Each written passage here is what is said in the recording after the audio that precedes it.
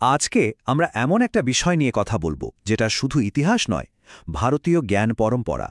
কিন্তু এটাকে আমরা কোনো পুরনো বই হিসেবে দেখব না, বরং একটা জীবন্ত ডাইনামিক সিস্টেম হিসেবে বুঝব, যেটা হাজার হাজার বছর ধরে চলছে। আচ্ছা, একটা অপারেটিং সিস্টেমের কথা ভাবা যাক, যেটা হাজার হাজার বছর ধরে চলছে, একবারও ক্র্যাশ করেনি। ভাবা যায় এর কোর আর্কিটেকচারটা কি হতে পারে? চলুন আজ আমরা এই প্রাচীন ওএসটাকে ডিকোড করার চেষ্টা করি। তো এই প্রাচীন অপারেটিং সিস্টেমের গভীরে যাওয়া যাক। দেখুন, এই সিস্টেমটা বুঝতে গেলে আমাদের মাথা থেকে একটা ধারণা একদম ঝেড়ে ফেলতে হবে। এটা কোনো মিউজিয়ামে রাখা পুরনো ধুলোমাখা বইয়ের লাইব্রেরি নয়, মানে কোনো রিড অনলি আর্কাইভ নয়, বরং এটা একটা জীবন্ত নেটওয়ার্ক, যেটা সময়ের সাথে সাথে নিজেকেই নিজে আপডেট আর প্যাচ করে চলেছে। এই ওএসের আর্কিটেকচারটা মূলত তিনটে দারুণ জিনিসের উপর দাঁড়িয়ে। প্রথমটা হলো মৌখিক পরম্পরা। এটাকে বলতে পারেন একটা high fidelity peer to peer transfer protocol, মানে গুরু থেকে শিষ্যের কাছে জ্ঞান যেত সরাসরি, কোনো ডেটা লস ছাড়াই। দ্বিতীয়টা হলো টিকা পরম্পরা। এটা তো ছিল একটা অসাধারণ ভার্সন কন্ট্রোল সিস্টেম, আজকের দিনের গিটের মতো। মূল টেক্সটকে ফোর্ক করে নতুন সময়ের জন্য নতুন ব্যাখ্যা বা কমেন্ট্রি লেখা হতো। সিস্টেমটা এভাবেই আপ টু ডেট থাকত। আর ৩ নম্বরটা হলো ইন্টিগ্রেশন, যা একটা ওপেন এপিআইয়ের মতো কাজ করত, মানে শাস্ত্রের জটিল জ্ঞানকে সাধারণ মানুষের লোকচর্চার সঙ্গে কানেক্ট করে দিত। তাহলে কি এটা বলা যায় যে এই জ্ঞান পরম্পরা নিজেকে আপডেট আর প্রাসঙ্গিক রাখার জন্য একটা বিল্ট ইন প্রসেস ব্যবহার করত? তো থিওরি তো হলো, এবার দেখা যাক এর কিছু রিয়েল লাইফ অ্যাপ্লিকেশন, মানে শেষ সময়ের কিলার অ্যাপ, আর সেগুলোকে বাঁচানোর জন্য আজকের দিনের ডিজিটাল দুর্গ। এই সিস্টেমের একটা দুর্দান্ত কিলার অ্যাপ ছিল সুশ্রুতের সার্জারি। ভাবুন তো একবার, প্রায় ২৫০০ বছর আগে রাইনোপ্লাস্টি বা নাক পুনর্গঠনের মতো জটিল অপারেশন করা হতো।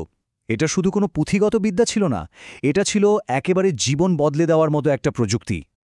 কিন্তু জানেন, মজার ব্যাপার হলো এই প্রাচীন জ্ঞান এখন একবিংশ শতাব্দীর একটা খুব আধুনিক বিপদের মুখে পড়েছে। একে বলা হয় বায়োপাইরেসি। সোজা কথায় এটা এক ধরনের ইন্টেলেকচুয়াল প্রপার্টি হ্যাকিং, বা বলা যেতে পারে ডেটা থেফট। প্রশ্নটা হলো, এত মূল্যবান একটা জ্ঞানের ভাণ্ডারকে আজকের গ্লোবাল ইকোনমিতে ভুলভাবে ব্যবহারের হাত থেকে বাঁচানো যাবে কিভাবে? এর উত্তর হিসেবেই তৈরি করা হয়েছে একটা ডিজিটাল ফোর্ট্রেস বা ডিজিটাল দুর্গ, ভারত সরকারের ট্র্যাডিশনাল নলেজ ডিজিটাল লাইব্রেরি, সংক্ষেপে টিকেডিএল। এটা ঠিক একটা পেটেন্ট শিল্ডের মতো কাজ করে, মানে বড় বড় আন্তর্জাতিক সংস্থাগুলোকে আমাদের এই ঐতিহ্যবাহী জ্ঞানের ওপর ভুলভাল পেটেন্ট নিতে দেয় না। প্রাচীন জ্ঞানকে বাঁচাতে একটা দারুণ আধুনিক সমাধান, তাই না? তাহলে কি ঐতিহ্যবাহী জ্ঞানের মূল্য শুধু ইতিহাসেই সীমাবদ্ধ নয়, বরং আজকের গ্লোবাল ইকোনমিতেও এর একটা বড় ভূমিকা আছে? বেশ, এবার তাহলে এই পুরো সিস্টেমের একবারে করে যাওয়া যাক। এর দার্শনিক সোর্স কোডটা একবার দেখে নেওয়া যাক। দেখুন, সবচেয়ে বড় ভুল হয় যখন আমরা এই সিস্টেমটাকে ঐতিহ্যবাহী বনাম আধুনিক এই বাইনারি লজিকে ফেলার চেষ্টা করি। ব্যাপারটা মোটেও সেরকম নয়।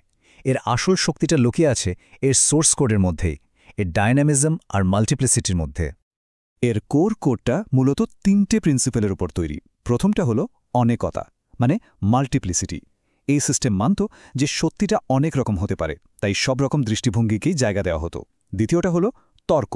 এটা ছিল জ্ঞানকে ডিবাগ করার সেরা উপায়, মানে যুক্তি আর বিতর্কের মাধ্যমে জ্ঞানকে আরও নিখুঁত করে তোলা হতো।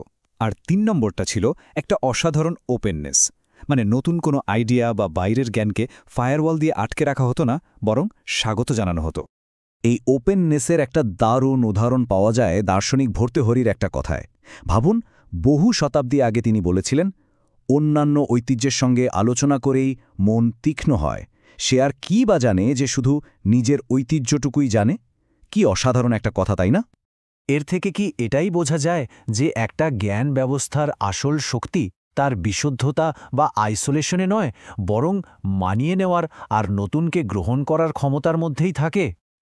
তো চলুন পুরো আলোচনাটা একবার গুছিয়ে নেওয়া যাক, আর দেখা যাক আজকের দিনের ইনোভেটরদের জন্য এর মধ্যে কি রয়েছে।